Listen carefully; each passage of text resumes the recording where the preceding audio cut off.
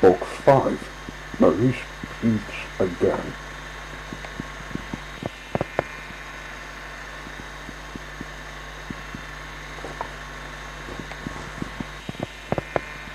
Remember, we have to go through the very long tunnel soon, shouted Maurice Minor.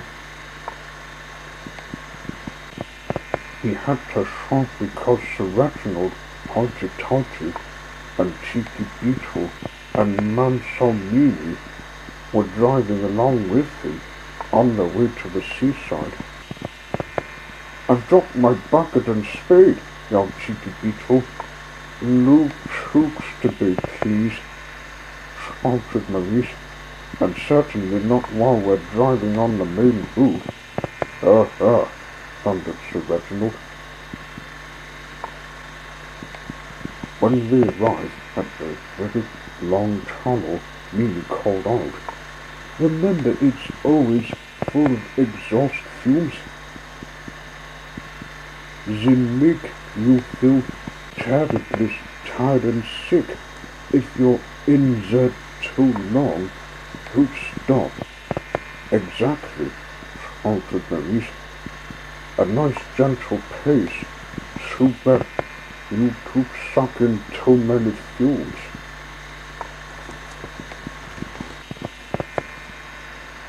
He drove into the tunnel.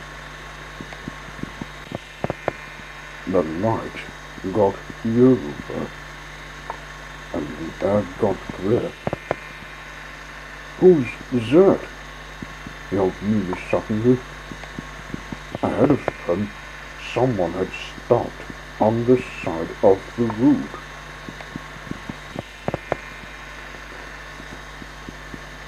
"It's Mr. and Mrs. Splicer," shouted Cheeky Beetle. "They must be going to the seaside too. Troop on and see if we can help." What a sorry sight. The Splicers had took the poop and bomb. Their engine was wheezing deeply and was far too weak to move them. "Exploding exhaust pipes," exclaimed Maurice. "They've sucked in too many fumes. Quickly, we'll have to get them out before the same thing happens to us. Sir Reginald, you push from behind. You're the strongest." "Feeling a bit crooked myself, actually," coughed Sir Reginald, "but I'll try." He managed to push the Splicers a little way forward, but then he stopped. "I need a rest," he mumbled. "Keep crewing," shouted Maurice hoarsely, but in vain.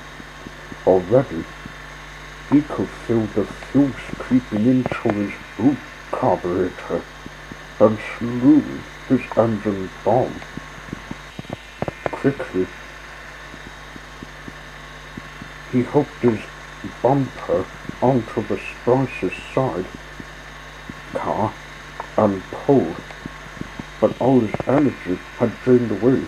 "I need a rest," he muttered. "What shall we do?" yelled Cheeky Beetle. "I'll get help if I can," shrieked Mealy, and she sprouted off down the tunnel.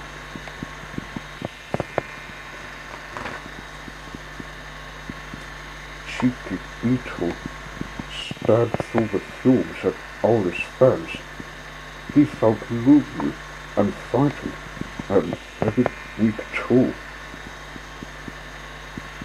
Then suddenly he had a very cheeky idea, and with all the energy he had left, he screamed, "Look out!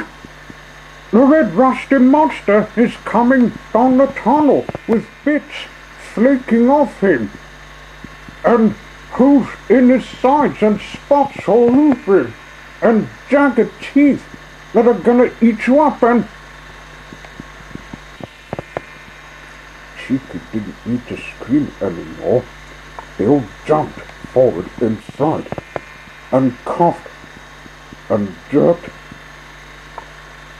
and sprouted down the tunnel and out into the open air.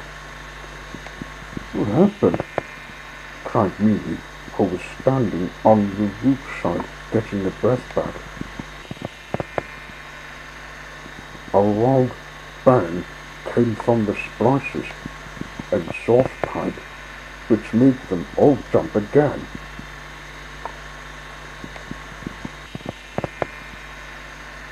"Ah, well," laughed Sir Reginald, there was "A what?" answered Mimi. "It was said Mr. Splicer. "It was a bad dream," suggested Mrs. Splicer. "Bad dream," said her husband. "A monstrous dream," Cheeky Beetle said with a grin. Maurice managed a smile. "Come on," he said. "Let's have a nice dream at the seaside when you're there now."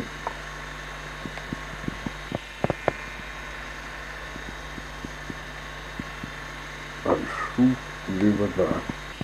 Soon the fresh air blew around their engines, and they felt wonderful again. "Let's drive onto the pier," Maurice yelled. They did, and stared at the waves crashing below them.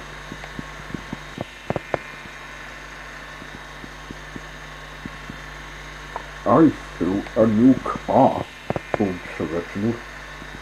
"Yes," said Maurice. "It's what we all need. Big gulps of fresh air. That's why I keep a quick drive every morning. Once we get clogged up with smoke or fumes, nothing works properly anymore. And you know what happens then?" "We certainly do," Bill said. "Let's go by the other route," suggested Cheeky Beetle.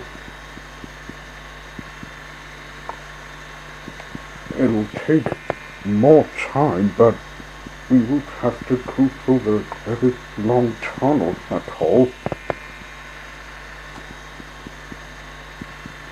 "Splendid idea," thundered Sir Reginald. "That's not the utterly splendid idea Cheeky Beetle has had today, is it?" said Maurice. You looked rather sheepishly at him. "Yes," said Maurice. "That was a clever and very monstrous trick to play on us, Cheeky. Well done." "Look out!" Cheeky Beetle yelled. "There's a huge wave coming." Of course nobody believed him, but it was true. The wave crashed against the pier and drenched them all with spray. "Oh, Cheeky," they laughed, and Maurice sang a little song. Down in the tunnel, the air was thick, exhaust fumes swirling and grey, the splices stopped, air filters blocked. It wasn't their best fun day. How lucky, we thought, when we arrived. But the fumes made us all choke. It was Cheeky who saved the day at last with a marvellous, monstrous choke. "Well done," we cried, for getting us out. And Sir Reginald coughed, Then we breathed fresh air down by the sea and got drenched by a wave on the pier. True, every morning clean your teeth and brush your straggly hair. Find your oops. There we are, scattered everywhere. Coop through the window. Open it up. Take gulps of air. Fill your lungs. Puff out your chest. And sing this if you dare. I'm clean as a whistle. Sharp as a thistle. Strong as a lion of an ox. Deep breath. Bright as a button. Tough as mutton. Fresh as a daisy. Not smelly, socks. Fuming, choking, cooking and smoking. Breathe as deep as a well, deep breath, fuming, choking, cooking and smoking. Sing as clear as a bell, deep breath. I sing this song as I drive along, Maurice, minor. I get there soon 'cause I keep in tune, Maurice, minor. And when you see me passing by, just toot your horn and wink your eye. No need to wonder who am I, Maurice, minor. End of Book 5.